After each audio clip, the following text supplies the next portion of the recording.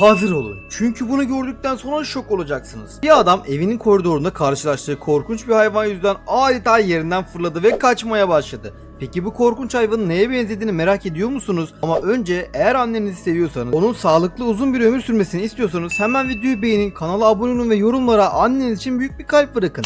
Yapmazsanız annenize olan sevginizi sorgulanabilir. Bu video sosyal medyada bomba etkisi yarattı. Bu adam evinin koridorunda karşılaştığı bu dehşet verici hayvan yüzünden korkup hızla evden kaçmaya başladı. Videoyu arkadaşlarına gönder ve onları uyar.